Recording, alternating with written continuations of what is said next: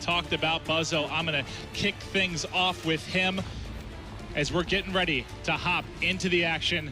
What's bound to be an amazing game one.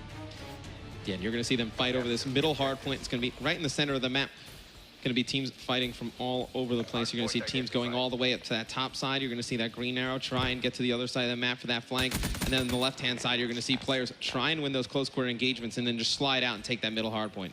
Yep, you can see via the X-ray. Obviously, that is just for you viewers at home, and us casters able to get vision on where the pushes are coming for. Buzzo is going to be taken out after he started out 2-0. Going to switch over to Team TEEPEE. Tommy also 2-0. He's set up in the hard point right now, trying to get as much time as he can for his team. Out to an early lead here. Now, one thing I want to touch on is we're early into the game. We have a little bit of time to talk here. This has been a great addition. You have the ability here now on the controller. Widget, yeah. You pull up the widget here for each player. You can go through, you'll see at the bottom middle of the screen here, but you can see Psychosis, he has the Man of War. You can go through all the perks, see everything that they have on their class, able to pop it right back out. It's incredible here for us and for you at home to see what's going on in the action. It's such a great little graphic end feature in the Concaster mode. I mean, makes it so easy for the broadcaster. Just looks great and professional. And you see Buzzo on a 5 streak now, has that Psychosis ability. It'll be interesting to see when he decides to use that. He's getting close to his streaks as well, Maven, so he's going to try and set up for this next hill, regen some health, try and get those streaks. As we remember back to Black Ops 2 competitive play, how large were score streaks? Huge. It just completely changes the game. It's amazing to have them here in Black Ops 3, as we'll see Buzzo so close to streaks, and now he's going to have it set up.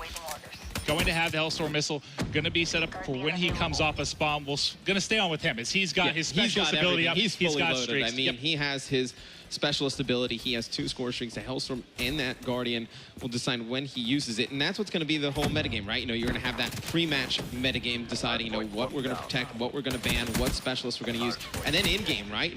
When to use score streaks is such a large part of Black Ops 2. Now it's when to use your score streaks and specialist abilities, because those special abilities can change around the game, right? This hard point's so close. Let's say there was a Ruin with the gravity spikes. He was able to just jump in there, clear a hard point out like that. You wouldn't want to waste that. You see, that is going to be the Nomad using his rejack ability to come back to life right there. Yeah, I'm going to keep eyes on with Tommy real quick, just because he's 9-6. He has the Annihilator in his pocket when he's ready to use that. We've seen that be used very effectively in different game modes. There it is. There's the one-shot kill. Can he get a second? Able to pick it up as he's heating up with the Annihilator. You see he's got 5 shots left in that. They've got a 23-point advantage here, and Tommy's starting to roll. And we've seen some players do some great things with the Annihilator pistols. He absolutely destroys Gotaga there. And they're just able to push out those spawns and really just lock it down for the team. I mean, how huge on a hardpoint, Maven, is when your team gets control, you're able to push out, take 2, 3 players out from the next wave of the opponent. It's able to buy your team, 20, 30 seconds on the hill. Well, we had KIVI in the hill. He's 11-9, going to end up dropping here. They're trailing big time. We've seen some great comebacks in this game already as we've been watching just the action again over the past couple days. We already see Sensor here. He's going to push forward with the Kuda. Not able to win that gunfight. He is going to end up dropping. They're starting to mount the comeback right now for Team KIVI.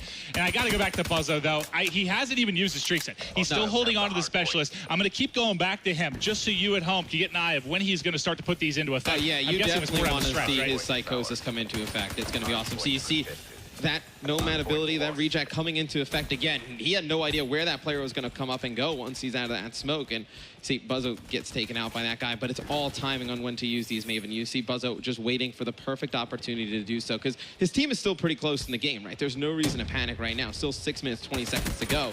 You're going to expect him to hold on to it when it's really, in a clutch situation. And TEEPEE right now, on the side of Team TEEPEE, starting to pull away a bit here. 40-point advantage. I'm going to stay with him through the respawn. He's 16-11. You can see he has his specialist ability locked and loaded as well. Beginning to heat up here. Starting to really pull away. Excellent job from his side thus far. The specialist abilities are going to change from player to player. You see the overdrive is going to be activated by TEEPEE. He's going to get that fast player movement cross map. You're going to see OBJ players in lots of, objective-based game modes obviously use this, and as he's using that Kuda probably the favorite of the SMGs from the players thus far. Yeah, you can see how fast he was able to get into the action, get back to that hard point, pick up the 2-piece there with the sub. Great stuff from TEEPEE, and they're completely in control of this game right now. Look back to Black Ops 2, right, for competitive games. There was the OBJ players, the anchors. Now, with the specialist abilities, you're going to have different, anchors, and OBJ players play differently. Like an anchor, for instance, would probably use the Outrider Sparrow, the compound bow, able to just stay at range and pick players off. Maybe they use, the Annihilator pistol, able to pick up some easy kills on the rotation, or even, Nope, you could say you can use the combat focus, earn more towards score streaks while it's activated, rack them up. And here's you see the compound bow come into effect.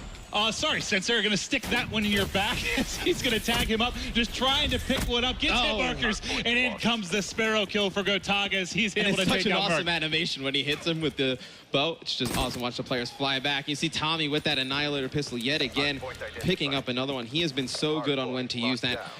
He's done a great job knowing when the players are coming off spawn and from where, and then using that specialist ability, able to pick up 2-3 kills for his team. And Buzzo pushing in, still has the Hellstorm, still has his specialist to work with as well. He's got 3 players in front, getting pushed, not able to clean it up. You can see we've got like 5:45 on the clock right now, and this one just continues to pull away here. Yeah, and you see Flexi with the Kuda, gonna be playing pretty OBJ-minded near the hill. He's gonna have one player use that reflex ability outside. Now they're just gonna watch this side door.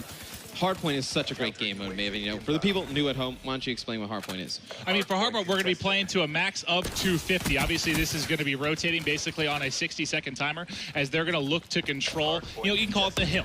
Basically, you're trying to lock down this area, and so far, it's been Team TEEPEE just completely controlling, and that's really on the back of TEEPEE and Tommy. You can see Tommy doing it objectively. He's been doing it in the slaying department as well. Who's really been jumping out for you on both these sides, Matt? Tommy, he's been so smart with the way he's used his abilities. Merc, he's back in it, right? I mean, he's got that Tempest. He's going to be able to use that in case they get the hill, right? So it's going to be something that you can charge up, fires a little bit of electricity, shocking targets, chaining to nearby enemies. So let's say there's a Hardpoint where the opposing team has 2-3 players in it. He can charge it up, hit one, jumps from player to player, gets them weak. Opportunity for his teammates with the SMGs to push in. Yeah, I want to get back to Merc in just a second because he has the Hellstorm to work with as well. We came on the tail end of his Lightning Strike. I know Tommy had the Annihilator, but let's see what he's able to do here. Merc trying to push forward. Here's his Tempest, so he's going to charge this up, try and hit one of these players, see if it jumps from player to player. He's going to shoot it, but not able to pick one up. I do like he got one. I think that transferred over. I didn't see if the second player was able to get cleaned up. I like when he elected to use it, though, right? Yeah. The opposing team had the hill. You knew there was going to be 2 or 3 players in this short area, and you see Merc picking up a big 3-piece there with the M8 A7. It's a burst rifle, Maven, just like the M8, fan favorite from Black Ops 2. Merc looking so comfortable yet again. And there you go. You see the clone coming through. He's going to get shots in. But now it's time to call into Hellstorm. Here it comes. Can he line some up? Boom. And there it is. Able to pick up one. KIVI, unfortunately, taking it to the face there as he's going to drop it. It's going to be a 100-point advantage right now for Team TEEPEE. They've got this game locked down right now. Team KIVI needs to turn up now, Maven. They're going to be pushing that hill from the right side. You can see the spawns coming in. Go on with one of them, maybe Buzzo as he comes off the spawn, see if he's going to make anything happen. We'll check out Buzzo. He's going to start to push forward. His teammate cleans up one. He's getting shot from the right, able to come through. You can see via X-ray. He's got one on his left. Not going to be able to clean that up, but only 42 points away is Team TEEPEE. We'll stay with Buzzo here through the respawn. Actually, I see KIVI's on the 3 streak. Let's hop over here, see if KIVI can get going. Not that far off the streaks, Matt. Yeah, he has that reject ability. If he can, build that up, Maven, when he's playing in the hill, he's able to come back a second time. Gives himself a good opportunity to win. I think that's really where you're going to see, the metagame develop. In the pre-game lobby, are people going to, know TEEPEE's a great player with that reject ability? Do we have to ban that? Are we that worried about that? Or are you worried about, Buzzo using the Man of War? There's also stuff that you don't want in the game as well. So I love that the players are the ones that really decide all these things. Well, we do see Tommy on the 3 streak. He's 38-26, leading all players. He's got the Annihilator in hand. Can he get forward? Sees one more, trying to line it up. The reload not in time, gonna miss that shot, and eventually he will fall. They only need 30 points to close out game number 1. Team KIVI just cannot keep up right now, Matt. So here's where the meta really develops, Maven, right? Tommy absolutely crushing here in game number 1. We've seen him really dominate with that Annihilator pistol. Does the opposing team decide to ban it going into the next game? It's got to be on their mind. One of the first things that would need to go if they're going to make a comeback in this series. That's the crazy thing, too, is we're talking about different game types as well. I mean, what's going to work really well in Hardpoint may not work as well in S&D. What's working well in S&D, not the same for uplink. So it's going to be amazing. And, obviously there hasn't been a ton of time for these games to kind of develop a meta and get forward with these players. But there's going to be so much over time. Like, the way this is going to change, it's going to be so fun to watch how it works out. Month to month, day to day, the meta is going to change in this game, right? Players are going to say, hey, for an OBJ player, maybe this specialist and this setup works well. And then the next month, once teams start to adjust and ban some of the things that the OBJ players are using, they're going to have to pick a new kind of default loadout. So it's going to change from game to game, month to month. It's just going to be amazing for Call of Duty esports. Well, I'm going to go on with Team KIVI, Matt. Only 10 points more needed for Team TEEPEE. They're They would trying need to a do the miracle improbable here, Maven. They've got enough time. Can they pull the improbable? You see the points sticking in. It should be, that should be it here with the final hardpoint. They should be able to close it out as they're going to get set up inside. That's going to be 250 for Team TEEPEE as they're able to close it out.